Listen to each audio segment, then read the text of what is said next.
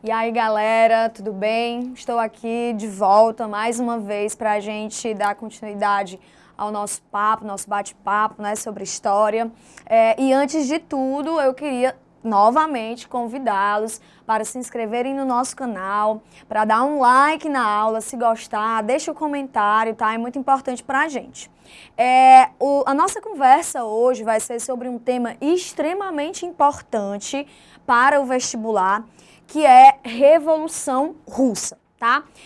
Por que é importante, Nanda, esse tema para o vestibular, principalmente para o Enem, esse ano? Porque percebam, a Revolução Russa, ela se deu no ano de 1917, né? Então, esse ano de 2017, nós marca o centenário desse acontecimento, desse fato histórico, que, sem medo nenhum, eu posso dizer para vocês que foi um dos mais importantes movimentos revolucionários da era contemporânea. A gente sabe, já foi mencionado, né, que essa era contemporânea é uma era que foi marcada, o início foi marcado pela Revolução Francesa, né, aquela revolução que pôs em xeque o sistema absolutista, né, que derrubou o sistema absolutista na Europa, né, que, enfim, né, guilhotinou o rei absolutista francês, Luís XVI, né, então foi uma revolução muito importante.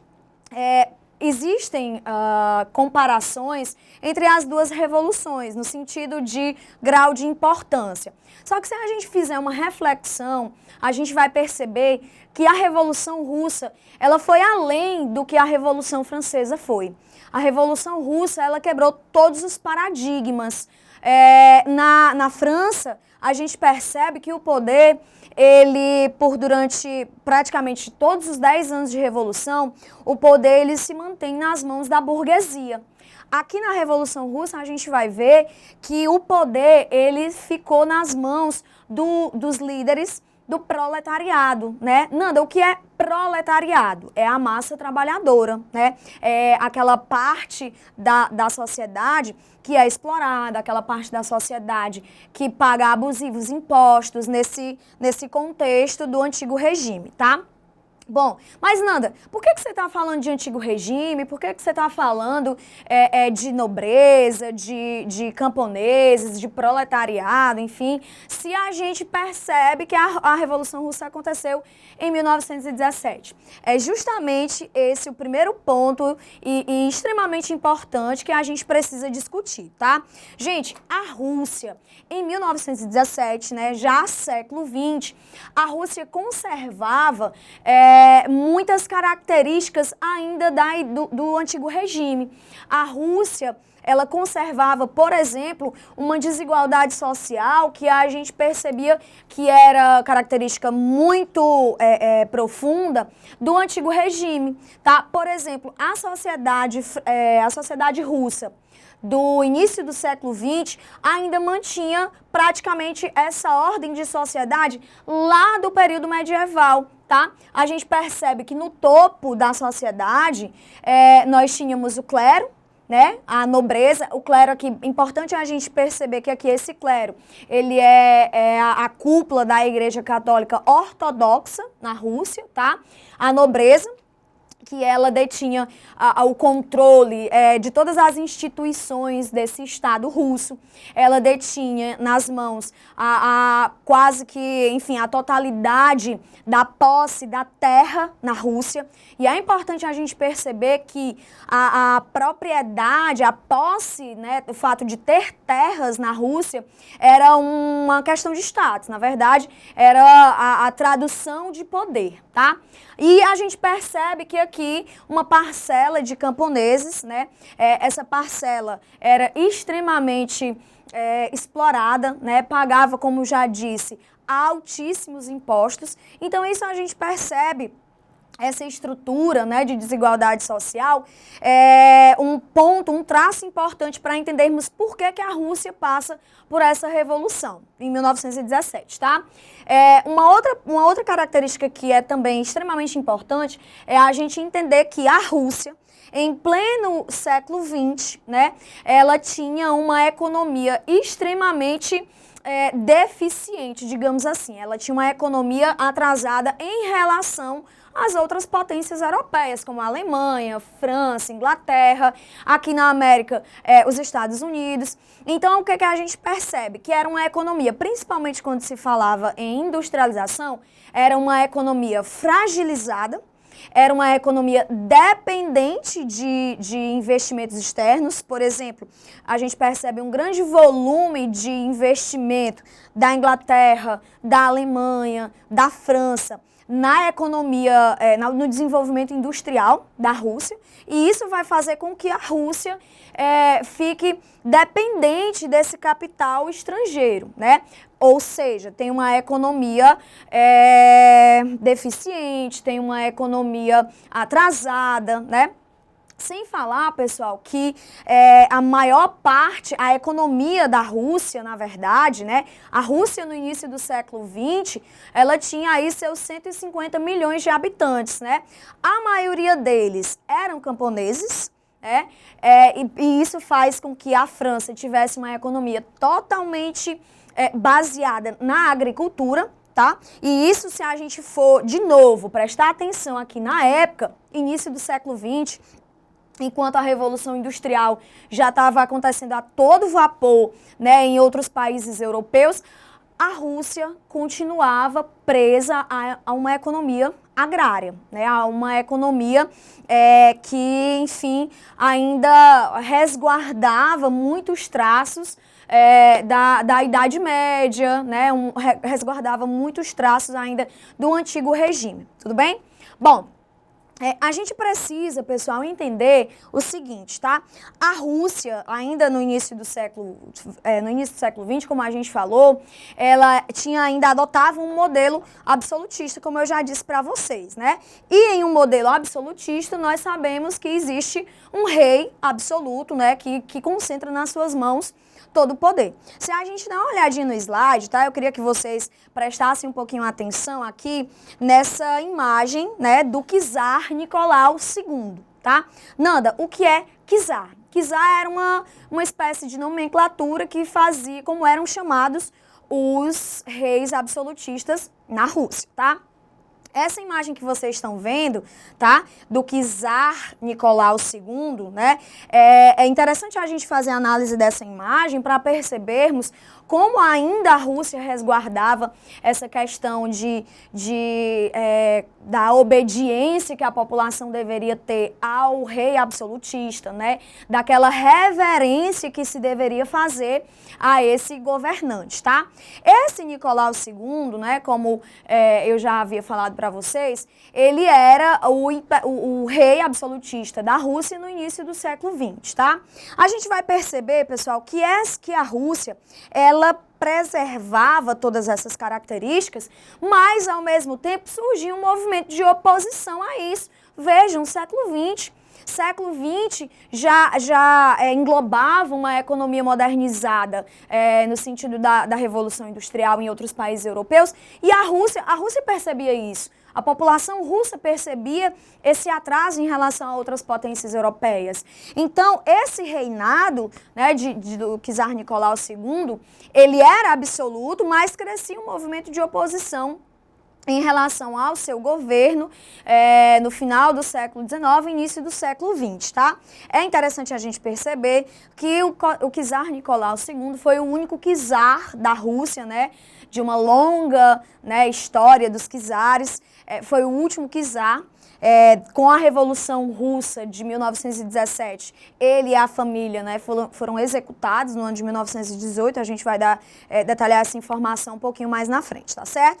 Bom, estabelecidos esses parâmetros iniciais, né, estabelecidos esses antecedentes, eu queria que novamente vocês dessem uma olhadinha nessa imagem, né, que está aí no nosso segundo slide, e é interessante a gente fazer essa abordagem nas imagens, porque o Enem trabalha muito em cima disso.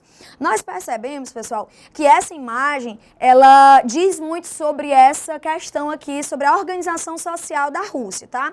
A gente percebe que sobre como é que eu posso dizer para vocês? Sobre essa estrutura, tá? existe o clero e a nobreza, né? E quem está carregando esse clero e a nobreza nas costas é justamente o camponês, que era explorado, né? Que tinha todas aquelas dificuldades com relação à economia, pagava abusivos impostos, como já foi explicado para vocês, tá? Bom, mas como eu dizia para vocês, né? Vamos voltar para cá. Essa questão aqui de oposição, um movimento de oposição na Rússia já era muito forte, tá? Existia, por exemplo, pessoal, aqui a questão do Partido Operário Social-Democrata Russo, né? Que a gente pode também resumir aqui nessa sigla chamando de PSDO, tá? Esse Partido Social-Democrata, ele já existia, enfim, desde o século XIX, mas aí a gente percebe que no ano de 1903, em Londres, né, uma conferência fora da Rússia. Por que fora da Rússia, Nanda? Já que esse partido era um partido de representação dos operários e tal. A gente percebe, pessoal, que esse regime era um regime autoritário, era um regime absolutista e, portanto, perseguia aquelas pessoas que eram a oposição. Né? Existia a questão do exilamento, existia a fuga das pessoas, enfim, que eram perseguidas, né, por esse reinado absolutista. Então, muitos representantes, né, do operariado russo, né, dos trabalhadores russos, precisavam sair da Rússia, né, e dessa forma organizaram esse congresso em Londres em 1903, tá? Dentro desse congresso, houve uma divisão, né, aonde nós temos aqui dois grupos, né, os mencheviques e os bolcheviques. Guardem bastante esses nomes, porque vocês vão precisar, são palavras-chave para a gente entender a Revolução Russa, tá? Eu vou dizer para vocês o que significa cada um. Na reunião, em 1903, em Londres, a gente percebe que esse grupo estava em minoria. E em russo, o termo mensch quer dizer minoria, né? Então, esses mencheviques estavam em minoria no Congresso, por isso que eles foram chamados assim. Nanda, e o que era que esses mencheviques queriam, né? Esses mencheviques, eles eram sim oposição ao czar, né? Eles eram oposição àquela estrutura feudal ainda, digamos assim, da Rússia, só que eles enxergavam, eles queriam traçar um caminho diferente dos bolcheviques. Que caminho era esse que os mencheviques queriam? Esse grupo queriam sim derrubar o czar, né? Queriam derrubar o czarismo na Rússia, mas eles pretendiam fazer isso de uma forma mais, como é que eu posso dizer para vocês, menos violenta, de uma forma mais reformadora, né? Eles queriam que essas mudanças, né, acontecessem na Rússia, como Marx propôs lá em uma das suas obras, né, que era aquela questão do passo a passo, né, de que primeiro um país tinha que vivenciar o capitalismo ao extremo para depois passar por essa revolução socialista que o Marx propunha. Porém, os bolcheviques acreditavam que não, os bolcheviques queriam que essa revolução fosse imediata, né? Eles queriam que realmente acontecesse de fato e instantaneamente após a derrubada do czar, uma reforma agrária, uma reforma tributária, eles queriam, enfim, estatizar e nacionalizar as empresas, né? Então, esses bolcheviques, eles eram aquela ala mais, por que não dizer mais radical, digamos assim, do PSDO, tá? Enquanto os mencheviques queriam caminhar a passos mais lentos, né, e mais, de forma mais cuidadosa, digamos assim, rumo à Revolução Socialista, tá? Estabelecida essa diferença, guardem aí, façam um mapa mental, anotem essa diferença porque é muito interessante e muito importante, tá? Estabelecida essa diferença, a gente pode voltar um pouquinho lá para o início do século XX, bem antes de 1917, tá? Que é aqui a questão da da guerra russo-japonesa, tá? Nanda, que guerra foi essa? Gente, percebam, um estado que tem uma economia fraca, um Estado que se percebe o crescimento de uma oposição ao governante, né? Uma Rússia que em pleno século XX tinha praticamente toda a sua economia baseada na agricultura, enquanto os países vizinhos já vivenciavam de forma bem profunda a Revolução Industrial, né? Então, era um Estado economicamente fraco, né? Se a gente fizer um parêntese e pensar, Nanda, como era a Rússia com relação à indústria bélica? O que é indústria bélica? A indústria bélica, pessoal, é aquela indústria que desenvolve, né, que investe no desenvolvimento de armamentos, né, de munições, tanques de guerras, enfim, investe na tecnologia para desenvolver essa parte armamentista de cada país. Pois bem, voltando para cá, como era a Rússia com relação à indústria bélica? Ora, vocês já tiraram a conclusão, óbvio. A Rússia, com relação a esse belicismo, era fraca, era deficiente, né? Já que a industrialização na Rússia acontecia totalmente de forma dependente de outros países, né? Como já foi explanado logo no início da aula. Então, o que é que a gente tem? A Rússia entrando numa guerra, realmente era difícil ela obter resultados positivos. Essa guerra que aconteceu entre Rússia e Japão, esses países disputavam dois territórios, que era a Coreia e a Manchúria. A gente percebe que no desenlace desse conflito, o Japão é quem leva a melhor, né? A Rússia, enfim, vai ter que abrir mão de territórios, né? O que deixa mais fragilizada ainda a figura do czar e o Estado russo devido aos gastos que ele teve nesse conflito, tá? A população, como eu ia dizer para vocês, crescia aquele movimento de oposição, mas mesmo assim ainda se resguardava aquele respeito ao sistema, ainda se resguardava aquele respeito ao czar, né? E aí a população resolve em 1905, tá? Aqui, deixa eu só apagar rapidinho aqui. Em 1905, a população resolve se organizar de forma pacífica, óbvio, tá? Em frente ao palácio do czar, né? Para que, enfim, essa organização era mais para pedir uma audiência, digamos assim, com o czar, para falar sobre os problemas, sobre a questão das dificuldades, sobre a exploração, sobre os altos impostos, sobre as insatisfações e por que foi uma manifestação pacífica. Só para vocês terem uma ideia, aquelas pessoas que se aglomeraram ali em frente ao palácio, elas cantaram uma espécie de hino que existia em homenagem ao czar. Mas mesmo assim, a reação por parte do rei absolutista foi extremamente violenta, tá? As pessoas, pessoal, por ordem do czar Nicolau II, as pessoas foram dissipadas ali daquela praça, né, em frente ao palácio, de forma extremamente violenta, né? Existia uma polícia, né, chamada de Okhrana, que por ordem do czar, essa polícia, ela saiu de forma, enfim, extremamente grotesca e brutal, enfim, acabando com o movimento. Várias pessoas foram mortas, pisoteadas, inclusive crianças, e por esse fato, por esse motivo, né, esse dia, né, foi 21 de janeiro de 1905, ficou conhecido como Domingo Sangrento. Há historiadores que dizem, né, que esse foi o ensaio geral para a Revolução de 1917, né? A partir daí, o movimento de oposição, que já tinha força, ganha muito mais notoriedade, ganha muito mais apoio da população, tá?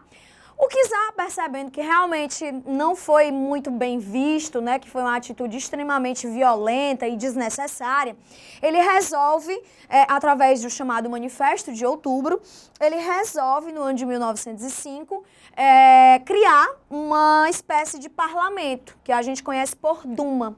Esse parlamento, pessoal, vocês sabem, uma monarquia absolutista, o rei não existe controle dos poderes do rei.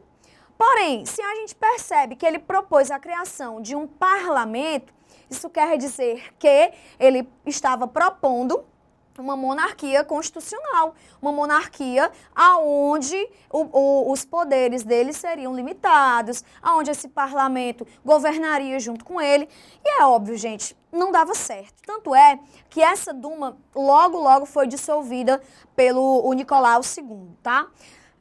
Só que ainda nesse manifesto de outubro, né, onde ele criou a Duma, ele também criou os chamados sovietes. Nada, o que eram esses sovietes? Agora presta atenção, olha para cá, solta o celular, porque isso aqui é muito importante, tá? Gente, os sovietes, eles eram agremiações de trabalhadores, eles eram grupos que representavam os trabalhadores russos. Mas nada, por que o czar vai criar esse soviético, já que não seria uma coisa, enfim, lá tão positiva para ele, né? Ele cria isso justamente, gente, para tentar acalmar a situação, para tentar sanar todo aquele burburinho, aquele reboliço que foi causado com o Domingo Sangrento, tá? Bom, mas qual a grande importância dos sovietes, gente? Da criação dos sovietes até a Revolução de 1917, esses agrupamentos de trabalhadores foram os principais meios de difusão das ideias revolucionárias, das ideias socialistas.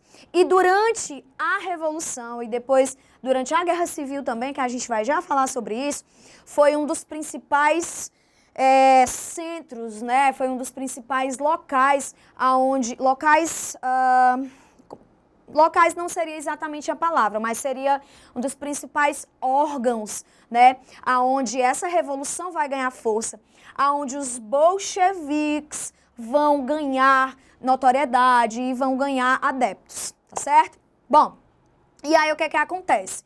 Gente, passa o tempo, né, e a gente percebe que a situação russa só se agravava, e aí, para piorar a situação, a gente tem a entrada da Rússia na Primeira Guerra Mundial. Nanda, por que a Rússia por que a Rússia entra na Primeira Guerra Mundial? É o seguinte, a Rússia, pessoal, como eu disse para vocês, ela tinha uma dependência muito grande da Inglaterra e da França por conta dos investimentos e tal.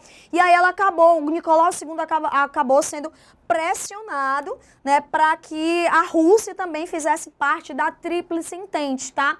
Muito importante também retomar agora a questão da aulinha sobre a Primeira Guerra Mundial, tá? Essa Tríplice Entente, lembrando, era composta pela França, pela Inglaterra, pela Rússia e também depois pelos Estados Unidos, tá? Ok? Bom, então o que a gente tem? A Rússia entra na Primeira Guerra, gente, e o resultado foi desastroso, tá? O resultado foi catastrófico. A gente percebe de novo na questão bélica, a Rússia não tinha como enfrentar, por exemplo, uma Alemanha, um Império Austro-Húngaro, né? Então, a situação dos russos que iam para a guerra era realmente calamitosa, não tinham preparo, não tinham condições. Então, foi mais um erro do czar Nicolau II que acabou comprometendo o próprio Estado absolutista russo, digamos assim, ok? E aí, gente, o que acontece? Nesse sentido, nesse impasse todo, né? A situação econômica da Rússia foi agravada, enfim, foi uma experiência desastrosa, né? Vamos fazer uma breve retomada para que a gente fale de fato, né? Discorra sobre a Revolução de 1917, tá? Lembrando, os antecedentes da Rússia, os antecedentes da Revolução Russa de 1917, tá? Nós tínhamos desigualdade social, nós tínhamos uma Rússia ainda com uma estrutura feudal, no quesito economia, no quesito política, no quesito sociedade, tá? Essa desigualdade social foi um peso muito grande, né, para esse sistema, para esse Estado russo. Uma economia atrasada, dependente, como já foi dito para vocês, tá? Não vou dizer uma inabilidade, mas uma dificuldade do czar de lidar com a oposição, lidava de forma violenta, né? Isso foi fazendo com que esse movimento não acabasse, e sim aumentasse cada vez mais, tá?